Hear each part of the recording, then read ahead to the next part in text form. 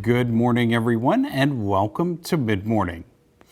It's a long way from the Democratic Republic of the Congo to Texas, but there in the heart of Texas, David Begnaud found a man whose life has been a series of long journeys.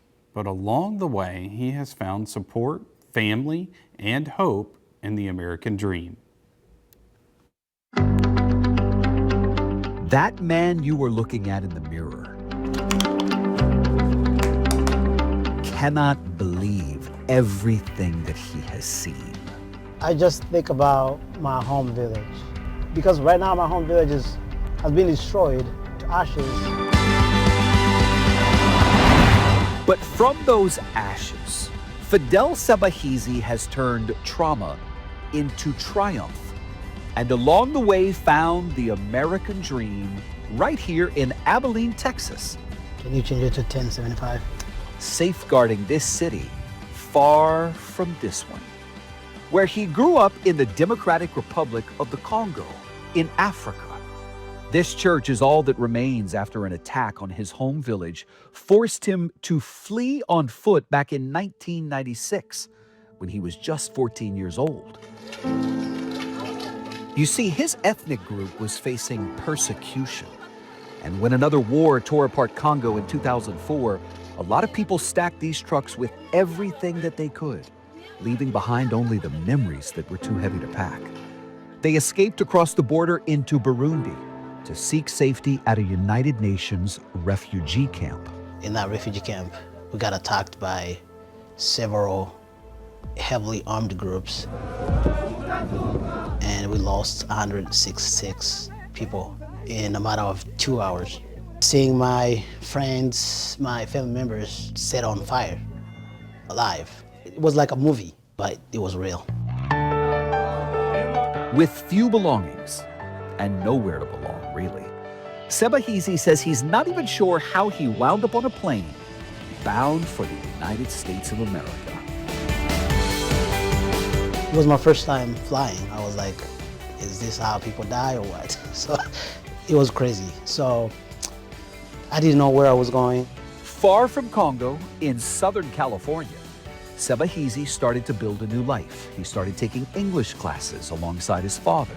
I took classes like 6 days, like morning, afternoon, and nights. And soon those classes turned into college courses, all while he was welcoming a new child into the world.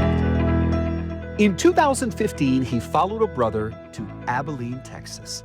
And that is where this refugee found inspiration, in a community that is almost 70% white. Sebahizi found work in a prison, where, believe it or not, the idea for his next career move came from some of the people behind bars. They started calling me a cop. They were like, go outside and be a real cop. So he did. And even if Sebahizi stood out a little bit in his police academy photo, he fit right in as the first ever foreign-born officer hired in Abilene. Given where he came from, I think it gives a broader perspective, a lot of resilience, and a strong work ethic. But wait, that's not it. The Assistant Police Chief Joel Harris says the fact that Sebahizi speaks 5 different languages is a huge help to the city. Not only translate for us, but actually help us to communicate and bridge that gap with the cultures. And I think it helped us build trust quite a bit with the refugee community here. Even if it doesn't always translate well for some of the people he comes across. They pretend that they don't speak English at all, like traffic stops. And when I show up, things change. Fidel Sebahizi is the kind of police officer whose traffic stops can sometimes end with a handshake. Yeah, good one. Thanks, sir. Thanks, sir. While working 10-hour shifts as a police officer and raising a family, he went on to earn a master's degree and then a PhD. So you are not going to be surprised to hear me say that he didn't stop there. The immigrant who arrived in the U.S. without speaking much English at all has now written a book called Creating a Life from the Ashes. I believe that anybody in this country, regardless their status, they can achieve whatever they want to achieve. If I did it as an immigrant or as a refugee, anybody else can do it too. And that right there is a lesson he shares with his two American-born daughters, Fifna, who's 14, and Faith, who is 7. We love you. And after making his American dream come true and becoming an inspiration to so many others, you may be surprised to hear what he wants to do next. My plan is to go back sometime and rebuild my village. Not only my village, but the country. Make it a better place and make a difference. But first, he wanted to make sure his daughters were okay with it. I gotta go back to my home village. We're gonna go there together when I grow up. Right. Cool. Sure. And get money. Say yes. Yes. When I get money. Promise. Okay. When you grow up, right? Okay.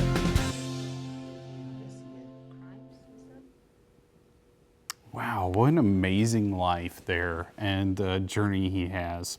Well, as war spreads again in Congo, killing thousands and by some accounts displacing more than 500,000 people in just the past few months, Officer Sabizi says he's hoping that this country that he's serving and protecting can help protect his ethnic group so he can one day bring his family home to rebuild his village.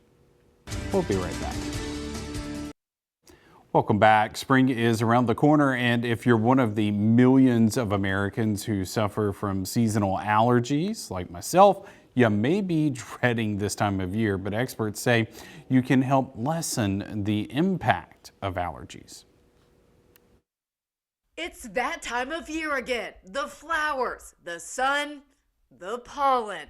If you wait until you start to have symptoms, those allergy cells are already starting to get unhappy. That's why allergist Dr. Christopher Brooks with the Ohio State University Wexner Medical Center says if you're one of the millions who suffer from spring allergies, prepare now to lessen and even prevent some symptoms before they get out of control. He says to begin using sprays. Saline can help clear the nasal passages, and a steroid nasal spray can help reduce inflammation. Some of the generics are things like fluticasone or mometasone. So starting 1 or 2 sprays per nostril every day, a week before symptoms start, will be a great place to start. If sprays aren't for you, Brooks says to start a long-acting antihistamine pill before symptoms start. And once pollen is in the air, check pollen forecasts, limit outdoor time at peak pollen time, continue taking allergy medications, especially ones prescribed to you, and practice good hygiene like washing hands and showering after being outside. If they're keeping you from sleeping, they're keeping you from, living your fullest quality of life, I think it's a great idea to talk to your doctor, whether your primary care doctor or allergist, to look for next steps to help you make you feel better. Another trigger for many allergy sufferers and people with other respiratory problems is poor air quality. A new study has revealed the top 20 most polluted cities in the world. North America didn't place any cities in the ranking, but the news isn't so good if Asia is on your travel itinerary. Well, there seems to be little to no respite from bad air quality for Asian cities, as pollution levels in the region remained problematically high in 2024.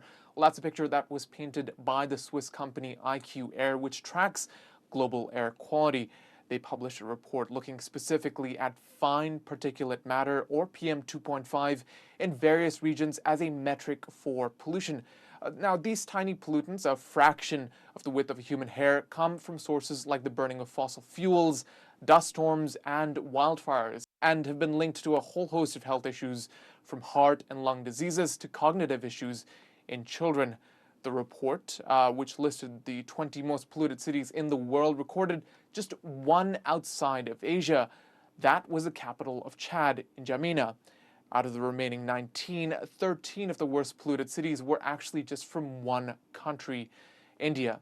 The nation's notorious pollution problem was reflected quite clearly in the report. The most polluted capital on the list went to New Delhi for a 6th year in a row, though it should be noted that Delhi has been grappling with high levels of air pollution for decades now. Topping the list was an industrial city in India's northeast with a population of just under 70,000 people. its PM 2.5 levels were more than 25 times the standard set by the World Health Organization. Now, while most of the cities that made this list are from India, it should be stated for the record that the country as a whole had actually dropped from 3rd place last year to 5th place. These latest figures aren't too dissimilar from last year's IQ Air report either, which also ranked a large number of Asian cities, again, largely from India, as the most polluted. And much like last year's report, close in India's heels this year was its neighbor Pakistan. 4 of its cities made the top 20 list, while China, which used to dominate global rankings, had 1 city on that list. A new study shows employee burnout is hurting American businesses. Researchers at the University of New York Graduate School of Public Health and Health Policy in Manhattan found burnout can cost employers up to $5 million a year in lost productivity, like missed work days. The study found burnout cost employers about $4,000 for non-managerial employees, around $10,000 for managers, and more than $20,000 for executives. And an organization has about 1,000 employees. The burnout costs could total in the millions. Some signs of burnout include a drop in performance, missed deadlines, and more mistakes in an employee's work. Researchers say employers may want to focus more on employee health. That could help decrease cost and improve profits. The study was published in the American Journal of Preventive Medicine. Anxiety and stress are contributors to burnout among workers. They are also common problems for students at just about all grade levels. A school in California is experimenting with a unique and cuddly way to help students deal with their daily pressures. High school can be a jungle. Students rushing to class, stressed and overwhelmed. But one campus in San Francisco found a way to tame the beast. Oh my God. With a pair of pooches dressed as tigers. Hi, cutie. Meet Luna and Brixton, 2 therapy dogs who aren't just cute.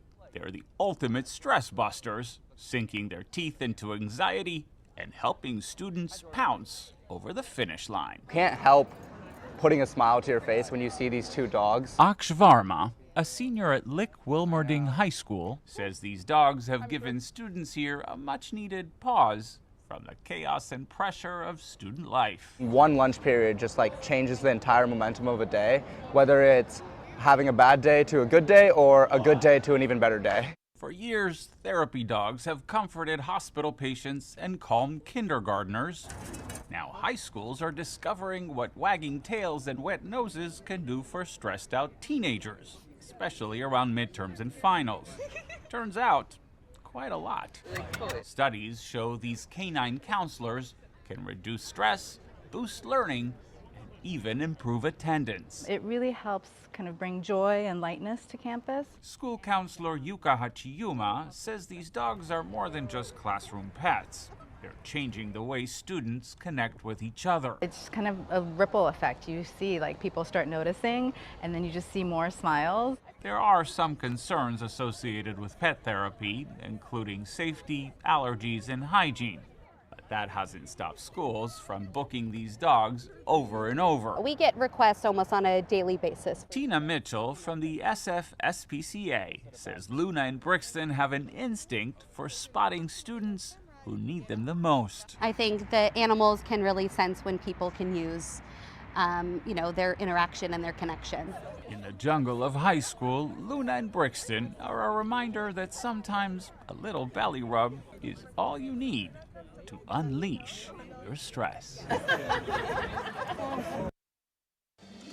One of the few perks of an airline known for its no-frills approach to flying is going away.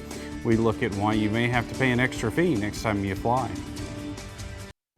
Welcome back. One of the best things Southwest Airlines has going for it is free checked bags, but that's coming to an end. The air carrier is scrapping its most recognizable perk just months after ditching its open seating policy. On Tuesday, the company announced it will start charging for flyers' first and second checked bag beginning on May 28th. However, members of Southwest's A-List loyalty program or those traveling on a business fare will be exempt from the fees. The development comes amid calls for leadership changes and an operations overhaul to boost profitability. It also follows Elliott Investment Management taking a $1.9 billion stake in the carrier last year. Meanwhile, Delta Airlines has slashed its earnings forecast for the first quarter. The carrier, in a Monday filing, said it's due to expected lower demand for domestic travel. Amid customers' growing worries about the economy, Delta now expects its quarterly revenue to rise between 3 to 4% from a year ago. That's down from its earlier estimate of 7 to 9%. The company's stock tumbled roughly 13% in an after-hours trading on Monday. It came on the worst day for Wall Street so far this year, and President Donald Trump refused to rule out a recession in an interview with Fox News on Sunday.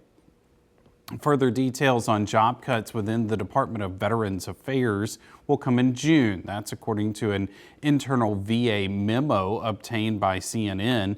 VA department heads and human resources officials are conducting a sweeping review of employees. Their plan on how to cut and reorganize with the workforce will be submitted by April 13th. The blueprint is expected to be published in June, with the process to initiate department-wide cuts to follow. According to the memo, all positions held by non-competing employees, such as rehired retirees and temporary employees, will have to be justified for those workers to keep their jobs. Veterans Affairs Secretary Doug Collins told Fox News on Monday that the department is looking at laying off about 80,000 employees. The VA employed more than 470,000 people as of October last year. Well, mortgage giant Rocket is buying Redfin's online real estate brokerage platform. The Wall Street Journal reports the all-stock deal is worth $1.75 billion. The boards of both companies have approved the sale. It is expected to close in the second or third quarter this year. The deal aims to connect Redfin's nearly 50 million monthly visitors to Rocket's mortgage products. The combined company would also now set up with competition with Zillow to snare the attention of prospective home buyers. We'll be right back. Stay with us. The federal government is no longer accepting orders for free at-home COVID-19 tests. That's according to the U.S. Department of Health and Human Services. The agency did not immediately respond to a question asking why ordering has been paused. It's also unclear if the program is shut down permanently. The HHS-COVIDtest.gov website said any orders that were placed before 8 p.m. Eastern Time on Sunday will still be shipped out. At-home tests are still available at grocery stores and pharmacies. Well, this week marks 5 years since the World Health Organization declared the COVID-19 pandemic. It was the beginning of a wave of illness that took millions of lives worldwide. Hospitals were the front lines in a global battle to treat a then mysterious virus. Bradley Blackburn takes us back with the story of a patient who survived in New York.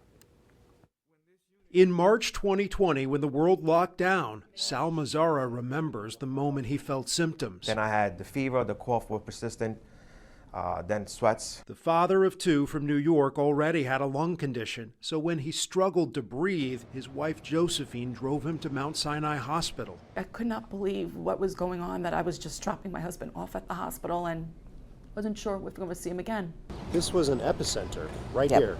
Yeah, it was. Critical care doctor Sanam Ahmed remembers when the hospital filled up and tents were set up in Central Park. The city used refrigerated trucks to hold the bodies. While her own 4 children were in lockdown at home, she treated countless patients on the brink of death. I've never seen so much tragedy in a short period of time. Sal spent weeks on a ventilator. He needed a tracheotomy and suffered a cardiac arrest. His family couldn't be by his side. We're probably gonna take that trach out. Dr. Ahmed was. Sal, Hi, how you feeling? I'm feeling great. Yeah? So happy. If you have cardiac arrest, it was extremely unlikely that you would survive, and Sal did. After 45 days, Sal left Mount Sinai to go home. 5 years. Last week, for the first time since 2020. Hi Sal, it's so good to see you. Nice you to look see you. so good. Yes, thank you. Doctor and patient met again. Never forgot you, and I thank you for everything every day. A family that will never stop saying thank you. My hero, right here. And reminding others what it took to survive. I hope that people remember how everyone supported each other. Bradley Blackburn, CBS News, New York. A Pew Research Center poll finds about 6 in 10 Americans say the public health system would do a very or somewhat good job dealing with a future health emergency. We'll be right back. Former First Lady Michelle Obama is jumping back into the podcast world. According to her production company, the podcast will be called IMO, which is short for In My Opinion. She'll host the podcast with her older brother, basketball executive Craig Robinson. Obama says they are launching the podcast to allow people to have, quote, thoughtful conversations about life. Some of the guests expected on the podcast will include director Tyler Perry and actors Seth Rogen and Issa Rae. The first 2 episodes will be soon released. Michelle Obama first released a podcast in 2020 called the Michelle Obama Podcast. All right. Well, thanks so much for joining us this morning on Mid Morning. We'll see you next time.